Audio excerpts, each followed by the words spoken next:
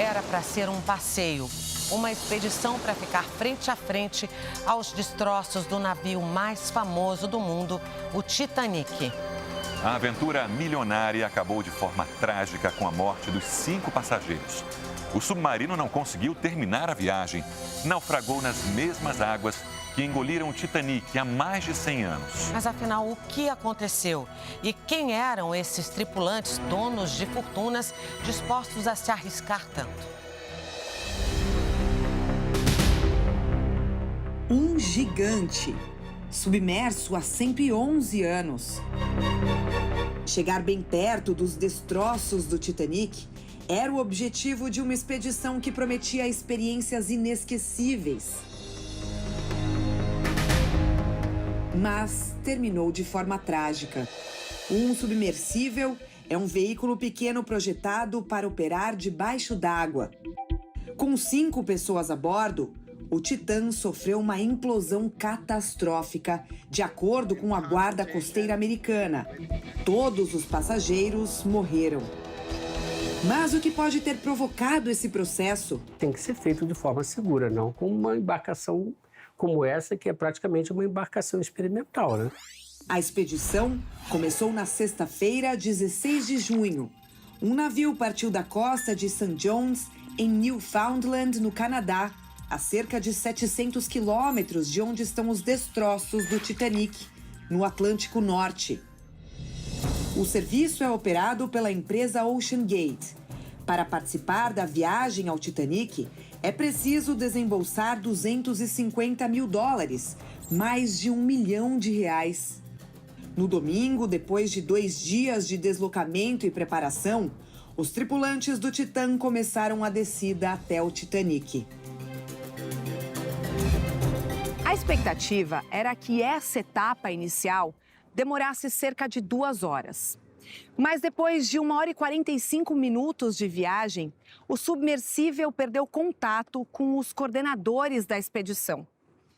Começava então uma complexa operação de busca e salvamento.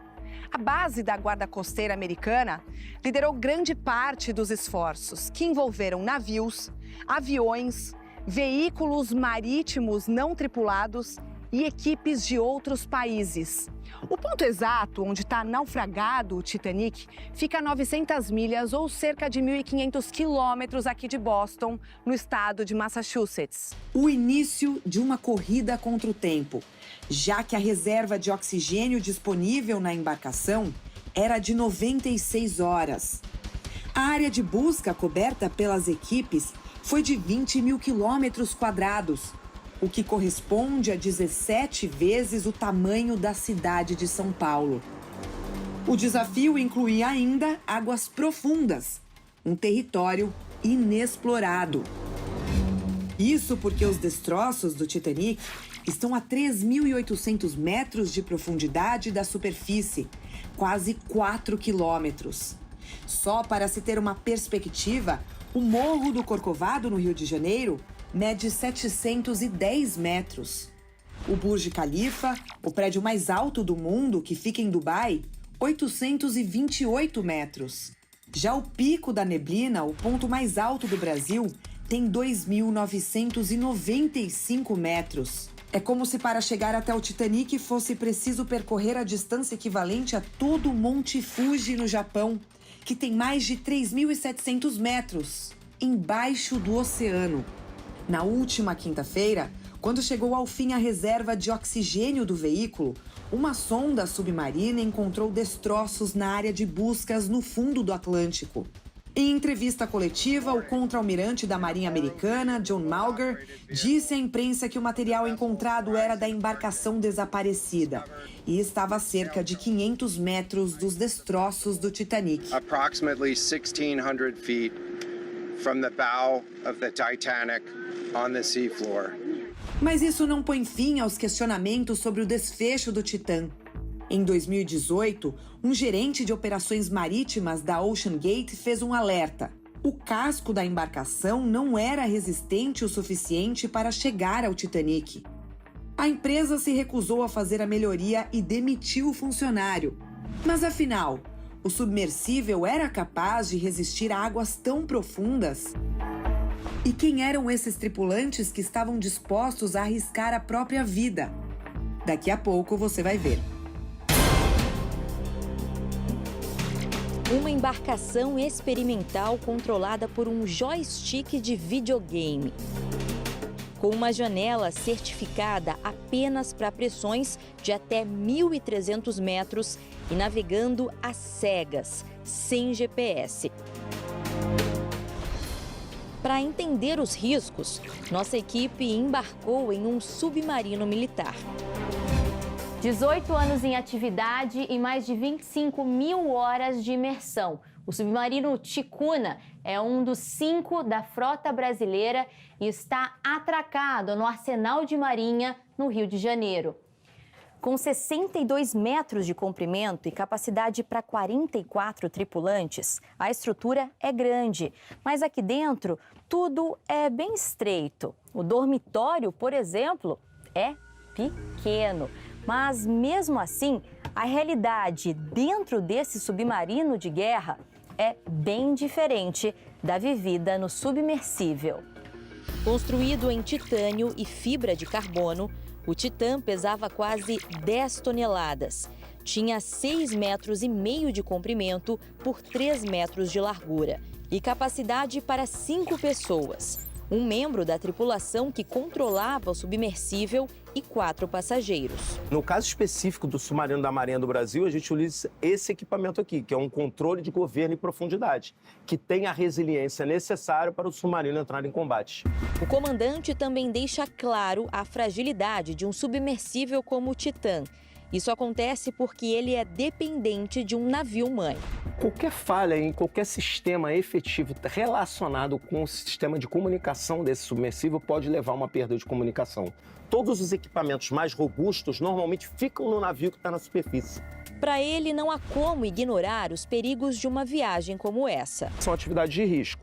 A atividade de operar um submarino é uma atividade de risco, atividade de mergulho, atividade de aviação. Marcos Palhares é o recordista brasileiro de submersão e também será um dos primeiros do país a realizar uma viagem ao espaço pela iniciativa privada. Ele está na fila para a expedição espacial, que custa $450 mil, mais de 2 milhões de reais, e deve viajar em 2 anos. Para ele, o risco faz parte da vida de um explorador. Você precisa assinar alguns contratos com relação a isso. Estando ciente, né, das possibilidades, você tem 95% de chance de não retornar. São pessoas que disseram, eu iria assim mesmo. E se houver 1% de chance de retornar, eu iria assim mesmo. O mexicano Alan Estrada tem um canal de vídeos sobre viagens e fez parte da expedição Titanic há 2 anos. O influenciador digital diz que não se sentiu inseguro, mas que tinha plena consciência dos riscos. Sabia que se uma falha ocorresse naquelas profundezas, o submersível poderia implodir. E o pior aconteceu. A estrutura do submersível entrou em colapso na última viagem e implodiu. Uma das hipóteses é que pode ter descido em alta velocidade. Este professor da Universidade Federal do Rio de Janeiro explica o que é o fenômeno. É necessário que a embarcação resista a cargas elevadíssimas que trabalham no sentido de esmagar a estrutura, tanto pela ação da força axial quanto pela ação da força radial, né, em função da pressão atuante. E pela característica do casco do material, que é um material frágil, né, ele deve ter se partido em diversos pedaços. Ele mostra no laboratório de tecnologia submarina como ficou um tubo de aço submetido à mesma pressão sofrida pelo submersível depois de uma implosão.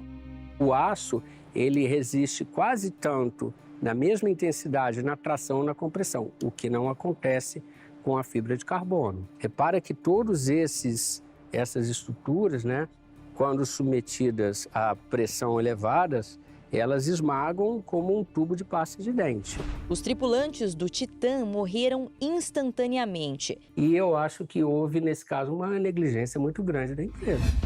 A bordo do Titã estava o empresário bilionário Hamish Harding. Cidadão britânico, adorava encarar aventuras exóticas e de repercussão. Dias antes da expedição, ele postou numa rede social: tenho orgulho em finalmente anunciar que me juntei à Ocean Gate como especialista em missão no submarino descendo para o Titanic. Estavam também a bordo o empresário paquistanês Shahzada Dawood e o filho dele, Sulaiman Dawood.